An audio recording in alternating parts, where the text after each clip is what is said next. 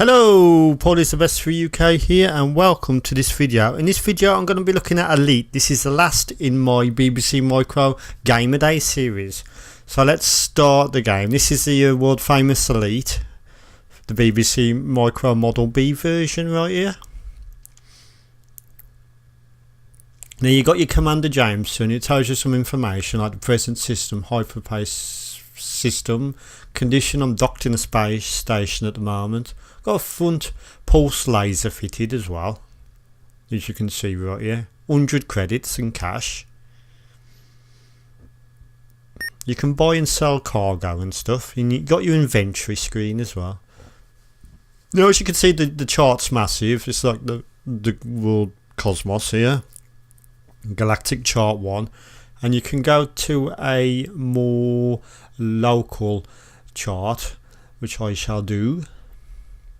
And yeah, let's go to the short range chart here, and you've got these are the planets and the suns that are very close to you. I presume they're suns and planets. And you've got some data. It tells you all the data as well. As you can see, it's quite complicated and informative, this game is. And yeah, can show, yeah, let's show you inventory. Let's undock from the space station. As you can see, there's a planet right in front of me. It's all in wireframe graphics, but this would have been state in the art back when it was released. So how do I move my ship? Let's find out. I think it's, yeah.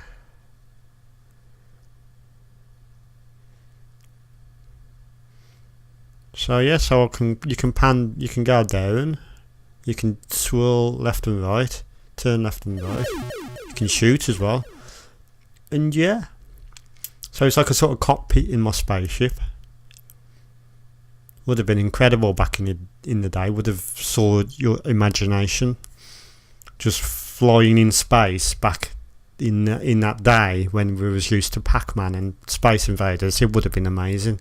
I can just imagine it. How amazing. You've even got left and right views, and yeah, so you've got like food, textiles, different weapons to trade and stuff, and it's got even got the economy of all the planets and what sort of species lives there and stuff. It's just so intensively detailed. It's so impressive for such a old game. And the game has now had a cult following, and there's even been a modern sequel to it, as well as obviously Elite 2 Frontier, which I first played on the Amiga and I was blown away. But yeah, this is Elite 1 anyway. We're not talking about any others but the first one. So on here, it tells you, if you press D, it tells you how much distance is. That's like 6.8 light years away, and 3.6.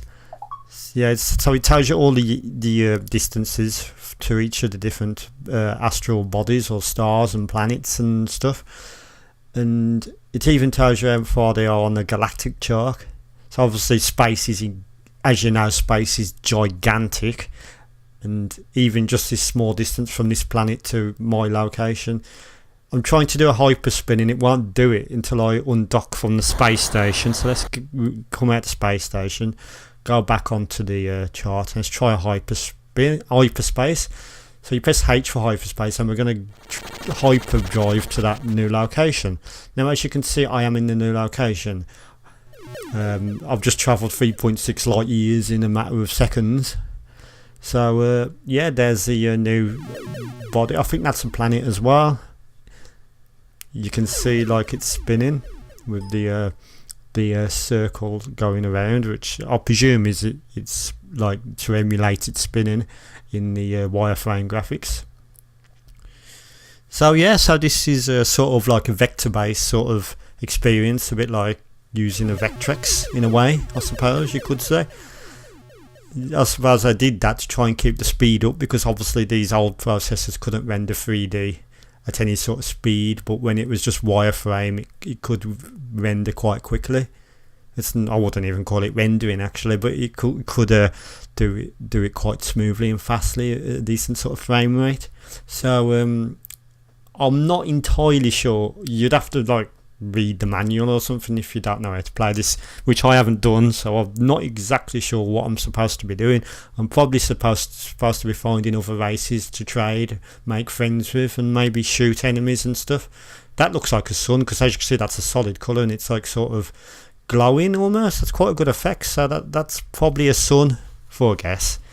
I mean, it might not be a sun, I might be completely wrong there, but someone can just elaborate that in the comments if they wish to do so. And yeah,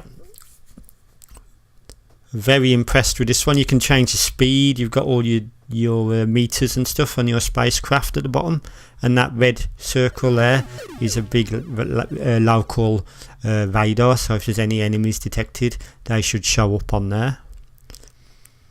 So as you can see, it tells you the population of the planets and stuff, and yeah, it's just so big. It's probably done by mathematical random generation or something, but it does give a sense of a massive galaxy, massive universe on this game, which is very impressive for just a 32k BBC Model B. This was also out on the Spectrum, the Amstrad, the Commodore 64, the Amiga I believe as well, and the Atari ST, and maybe the PC.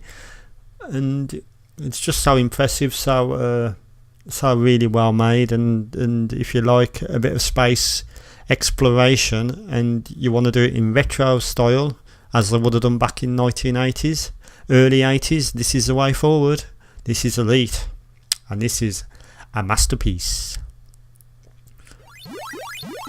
I would love to learn someday how to play this game properly, because I bet it's a really good experience to play it properly.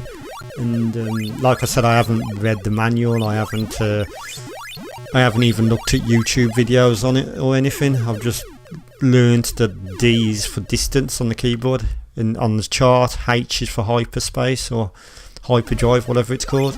Yeah, okay, here's some baddies now. There's some baddies approaching from somewhere. I can hear them, but I can't see them.